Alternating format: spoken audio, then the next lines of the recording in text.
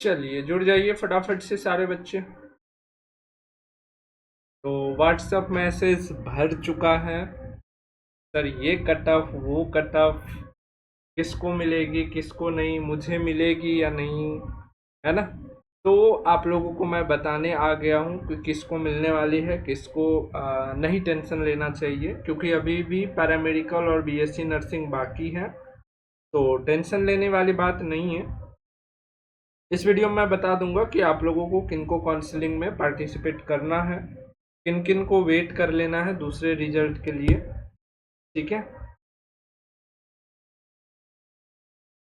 चलिए सेशन को फटाफट से सब लोग लाइक करते चलिए। तो सबसे पहले देख लेते हैं, सबसे पहली बात तो जैसे हम बता रहे थे कि अगर कट ऑफ हाई गया तो फिर मुश्किल है, सारा चीज वही हो गया, कट ऑफ हाई चला गया। और आप लोग बोल रहे थे कि सर बहुत जगह बोल रहा है कि कम में ही मिल जाएगा, तो नहीं, कट ऑफ पर डिपेंड करता है ना। तो चलिए सर, सबसे पहले आता है कि कट ऑफ हाई गया तो अब आगे क्या होने वाला है। तो सबसे पहले देखते हैं कि सीट्स कितने हैं, सीट्स के अकॉर्डिंग ही जाएगा सारा चीज। टोटल सीट्स जो है 120 है, सीट्स कितना है टोटल 120 है। इसमें से अगर हम कैटेगरी वाइज जितना भी सीट है उसको अगर रिमूव कर दें, यानी कि आपका हो गया 12, 12 प्लस में 32 प्लस 9 प्लस 7 प्लस में 12, ठीक है। तो इतना अगर आपका माइनस चला गया, अगर इतने को हम माइनस कर देते हैं तो आपके पास बचता कितना है बच्चों, 48 समथिंग। तो इतना सीट आपका अनरिजर्व हुआ, ठीक है। अनरिजर्व ये सीट हुआ, अनरिजर्व करने का मतलब है कि जिस जिस भी टॉप 70 बच्चे का नंबर्स रहेगा, ठीक है, तो उनको हो जाएगा। चलिए अब इससे हम लोग कट ऑफ बनाते हैं कि यूआर से कोई कैटेगरी बिलोंग करता है, जनरल से कोई बच्चा बिलोंग करता है, तो उसे कितने नंबर्स तक बच्चे को कॉलेज मिल जाएगी, ठीक है। तो अगर हम बात करें कोई भी बच्चा जनरल से है, यूआर से है, अगर उसका सीएमएल रैंक, ठीक है, मैं दूसरा पेज में आ जाता हूँ, यहाँ पर एक बॉक्स बना लेते हैं ताकि क्लियर रहेगा, है ना।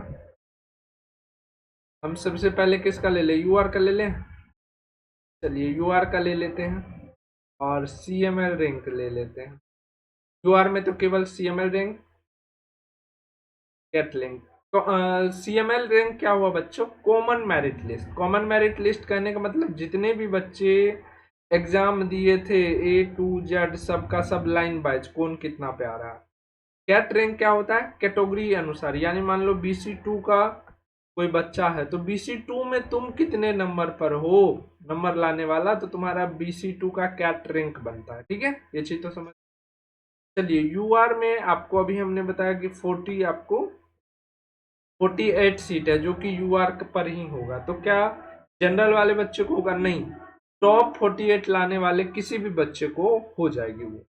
तो क्या 48 तक ही सीमित रहेगा, नहीं, है ना, तो वो किसी का भी जा सकता है। तो यूआर रैंक जिसका 150 है वो भी पार्टिसिपेट कर सकते हैं काउंसलिंग में, कोई इशू नहीं होगी।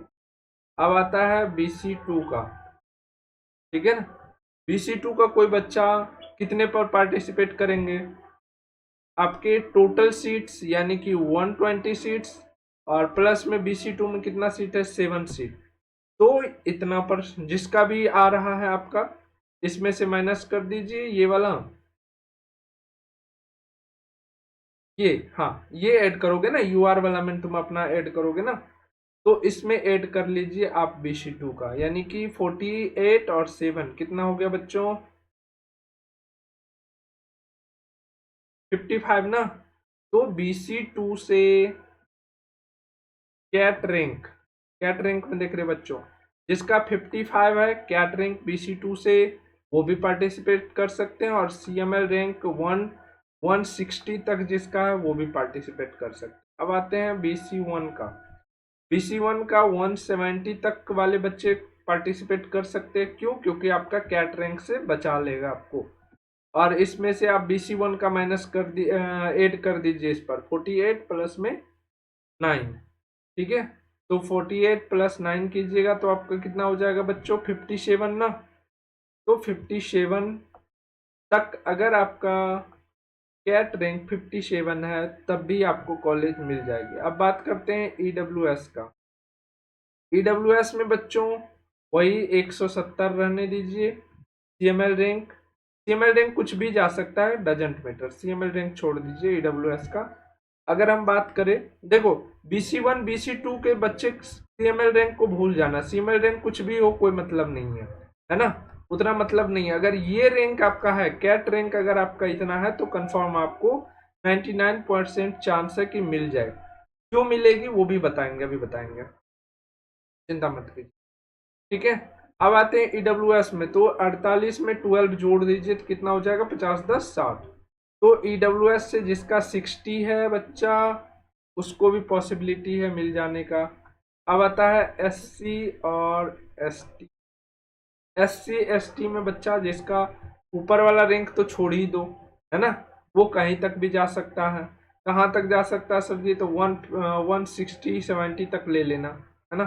डायरेक्ट अगर कोई टॉपर बच्चा होगा तो 170 तक चला जाएगा। और अगर हम यहाँ से बात करें तो SC का 12 जोड़ दीजिए, यहाँ पर भी 60। और ST का अगर हम बात करें तो आप जो है 32 और प्लस में ये 50 और 30, यानी कि कितना हो गया बच्चों? 80, है ना। तो 80 जिसका मार्क्स है उन सबको भी कॉलेज मिल जाएगी अगर ST से। फिजिकल हैंडीकेप जो विकलांग कोटा से आते हैं, जिसे दिव्यांग कोटा भी बोलते हैं, उसमें बच्चे 2 3 4 5 6 सीट है। तो आप अगर 6 सीट आपका फिक्स है और प्लस में 48, ठीक है, तो 48 और 6 ऐसा रखो ना। अगर फिजिकल हैंडीकेप में आप 10 तक लेके आ जा 10 तक भी आ जाता है ना फिजिकल हैंडीकेप में आपका, तो आपका हो जाएगा, कोई इशू नहीं है। सर अब इतना कैसे आएगा? क्या इतना वाला ही बच्चे काउंसलिंग करवाएंगे, इसके बाद वाले बच्चे काउंसलिंग नहीं करवाएंगे? देखिए, काउंसलिंग करवाने की बात अभी हमने नहीं कहा, ठीक है। अभी मान लीजिए इस 55 वाला कटअप में मान लीजिए बहुत बच्चा काउंसलिंग करवाता है, कुछ बच्चा क्या होगा, यहाँ नहीं लेगा एडमिशन, चला जाएगा BSc नर्सिंग, पैरामेडिकल या कोई और कोर्स में एडमिशन देना। कुछ बच्चा क्या होगा, छोड़ करके चला जाएगा तैयारी करने के लिए, हमें नीट का तैयारी करना है या हमें इस साल एग्जाम नहीं देना है। कुछ बच्चे का क्या होगा, डॉक्यूमेंट्स कंप्लीट नहीं हो जाएगा, लास्ट लास्ट तक उसका एग्जाम कैंसिल हो जाएगा। तो पार्टिसिपेट करना चाहिए BC2 से, BC2 से। बाकी CML रैंक क्या है नहीं है वो छोड़ दो। BC2 से जिन बच्चों का 100 मार्क्स है, यानी कि कैट रैंक 100 जिसका भी है BC2 से, वो भी बच्चे पार्टिसिपेट करें। BC1 से अगर हम बात करें तो सेम उसमें भी वही कंडीशन हो सकता है ना, कुछ बच्चे पैरामेडिकल में एडमिशन लेंगे, कुछ ANM में एडमिशन ले लेंगे, या फिर BSc नर्सिंग का कुछ बच्चा इंतजार करेंगे, नहीं करवाएंगे काउंसलिंग। तो जिन भी बच्चे का आपको रैंक जो है BC1 में 120 तक है, CML रैंक क्या है नहीं है उसको भूल जाइए। आपका BC1 में रैंक कितना है, आप काउंसलिंग पार्टिसिपेट कर सकते हैं, करिए। गवर्नमेंट सीट के लिए केवल हम बता रहे हैं, प्राइवेट की अभी कोई बात नहीं हो रही है, ठीक है। अगर हम EWS की बात करें तो जिन भी बच्चों का 60 से लेकर के 60 तो एक्चुअल है, तो 80 तक, 80 से 90 भी ले सकते हैं, 80 से 90 जिसका भी हो वो भी पार्टिसिपेट करिए काउंसलिंग में। और SC ST का आप जो है वही 50 प्लस जोड़ते जाइए, 50-50, यानी कि मान लो कि SC से कोई बच्चा है तो अगर आपका 100 तक भी है ना तब भी आप पार्टिसिपेट कीजिए, 100 से 110 है तब भी कीजिए। ST से कोई बच्चा है तो वो 150 तक भी आप पार्टिसिपेट कीजिए, क्योंकि मैंने बताया किस किस लेवल तक छटाई हो सकती है। पहला मान लीजिए कि कोई बच्चा जीएनएम का एग्जाम दिया है, अच्छा रैंक है उसको, लेकिन वो लेना नहीं चाहता, वो बीएससी नर्सिंग या फिर पैरामेडिकल में जाना चाहता, वो छोड़ देगा। दूसरा, जो बच्चे के आपके मान लीजिए कि उसको इस बार एडमिशन नहीं लेनी है, उसको मान लो आगे की पढ़ाई करनी है। पिछले बार ऐसा हुआ था, जो बच्चे का सीएमएल रैंक 2 आया था वो छोड़ करके पैरामेडिकल नीट का तैयारी करने लगा, बोला नहीं लेंगे एडमिशन नीट में, है ना। वो अपने ऊपर डिपेंड करता है। तीसरा, कुछ बच्चे का डॉक्यूमेंट्स गड़बड़ है, मान लीजिए डॉक्यूमेंट्स पूरा नहीं है, टीसी कोई कॉलेज नहीं दिया, या डेट ऑफ बर्थ में दिक्कत है, या मान लो कि डॉक्यूमेंट्स उन्होंने फर्जी दिया, या मान लो एडमिशन टाइम पर नहीं पहुंच पाया, तो इसमें भी उसका कैंसिल हो जाता है। तो वो सीट जो बचा रहता तो पिछले वाले को मिल जाता है ना। तो इस हिसाब से बहुत सारे बच्चे को मिल सकता है, ठीक है। तो आपको जो भी कैटेगरी के बच्चे हैं, तो आपको कुछ नहीं ध्यान रखना, आपको कैट रैंक ध्यान रखना है।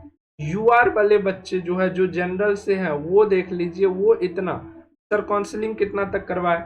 जनरल से जो बच्चे 200 प्लस तक के भी करवा सकते हैं, 200 प्लस जनरल से जो बच्चे हैं वो सब काउंसलिंग करवा सकते हैं। अब ऐसा नहीं कि सर 300 है तो हम काउंसलिंग नहीं करवाएंगे, करवाने के लिए आपका क्वालिफाई है, आप करवा सकते हैं, लेकिन कॉलेज मिलने का चांस यहाँ पर 99% रहेगा, इतना तक वाले बच्चे को, ठीक है। चलिए, तो बाकी अगर काउंसलिंग आप हमसे करवाना चाहते हैं बेहतर, अगर आपको काउंसलिंग करवानी है तो डायरेक्ट बायोवर्ल्ड का जो व्हाट्सअप नंबर है 94 70 76 75 45, ठीक है, इस पर व्हाट्सअप मैसेज कीजिए, व्हाट्सअप ओनली। आपको डॉक्यूमेंट्स क्या क्या भेजनी है, Aadhaar card, sorry admit card, registered phone number, यानी कि जो फ़ोन नंबर फॉर्म भरते समय दिए थे, उसके बाद आपको फी, ठीक है। तो अब कोई बच्चा ये मैसेज नहीं करना सर मेरा इतना आ रहा होगा कि नहीं होगा, आपको वीडियो में हम सारा चीज़ बता दिए। अब केवल और केवल व्हाट्सएप पर मैसेज जाना चाहिए काउंसलिंग के लिए, ठीक है। या मान लीजिए डॉक्यूमेंट में कोई इशू है तो वहां पर आपको कोई चीज़ समझनी है तो केवल उसके लिए मैसेज कीजिएगा, या कोई डॉक्यूमेंट्स आपको नहीं जमा हो रही है तो उस पर कोई इशू है तो उसके लिए आप मैसेज कीजिएगा। बाकी डॉक्यूमेंट्स पर भी हम वीडियो जल्द ही ले आएंगे। और साथ ही 2026 की बैच आपकी शुरू हो गई है आज से, तो फटाफट से बायोवर्ल्ड ऐप डाउनलोड कीजिए। कैसे करना है, प्ले स्टोर पर जाना है और सर्च करना है बायोवर्ल्ड कुछ इस तरह से, और आपका अपना बायोवर्ल्ड चैनल कुछ इस तरह से ऐप आ जाएगा। डाउनलोड करने पर कुछ इस तरह से इंटरफेस दिखेगा। आप फर्स्ट टाइम है तो रजिस्टर पर क्लिक कीजिएगा, अपना name, phone number, email ID अपना डाल देना, पासवर्ड अपने मन से बना लेना है, स्टेट सेलेक्ट करके इसमें टिक मार के रजिस्टर पर क्लिक कर देना। यहाँ पर जाके कोर्स डिटेल में सारे कोर्स आपको मिल जाएंगे, टेस्ट सेक्शन में टेस्ट, सिलेबस सेक्शन में आपके सिलेबस मिल जाएंगे, GNM, ANM, BSc nursing, paramedical सबके, पॉलिटेक्निक के भी। और यहाँ पर कुछ टेस्ट फ्री भी दिए गए हैं, कुछ डॉक्यूमेंट्स जो चैप्टर वाइज नोट्स है वो भी फ्री अवेलेबल है, तो वो भी देख सकते हैं। और जो बच्चे को दिक्कत हो कि पहले हम साइन अप किए भूल गए हैं, तो यहाँ से फॉरगेट पहले वाला जो जीमेल है वो डालेंगे, फॉरगेट पासवर्ड पर क्लिक करेंगे, आपके पास जो है पासवर्ड चली जाएगी मेल पर, तो आप फिर से ओपन कर लेंगे। बाकी और कोई दिक्कत हो तो नीचे कमेंट करके पूछ सकते हैं। थैंक यू सो मच, मिलते हैं फिर नेक्स्ट वीडियो में।